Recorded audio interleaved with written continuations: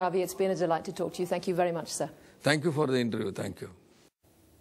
Well, from India to China now. It's 9,000 kilometres from Beijing to Sydney, but increasingly small companies are making the trip down under. They're looking to raise capital and hope to do it on the Australian Securities Exchange. Emily Stewart reports. Most Australians won't have heard of Sunbridge Capital.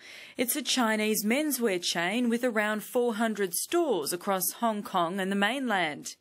It hopes to raise more than $10 million through an initial public offering on the Australian Stock Exchange. The opportunities of the emerging middle class in China is hence the reason why Australian financial institutions are very interested in the Chinese market. For an international company like Sunbridge to list on the ASX, it needs to have 2 Australian directors.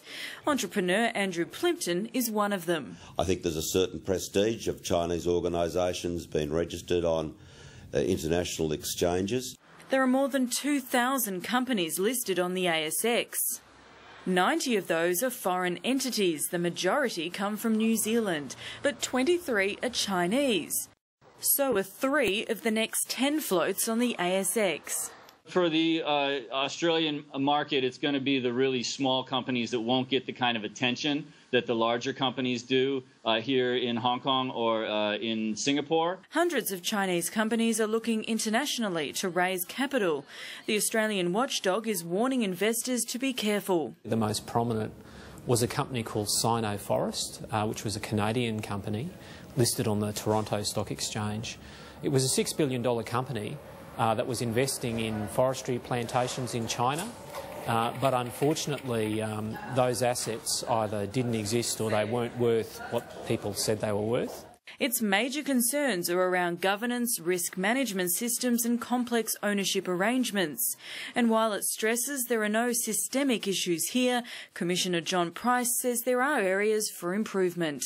The ongoing work that we'll need to continue to do is to focus on fundraising documents as they're lodged, to focus on these basic corporate governance requirements. So, for example, making sure people have the minimum number of directors they require in Australia. But the ASX has brushed aside ASIC's concerns. In a statement, it says it has exactly the same enforcement powers for foreign domiciled and Australian companies, and it doesn't see any gaps in the regulatory framework.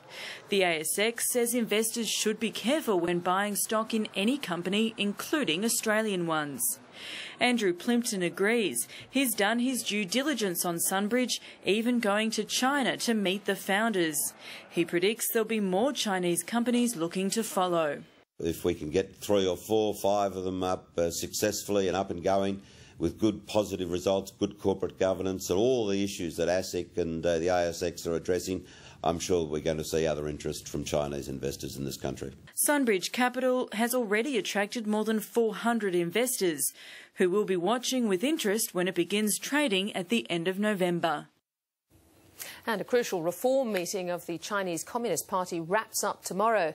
Dubbed the Third Plenum, the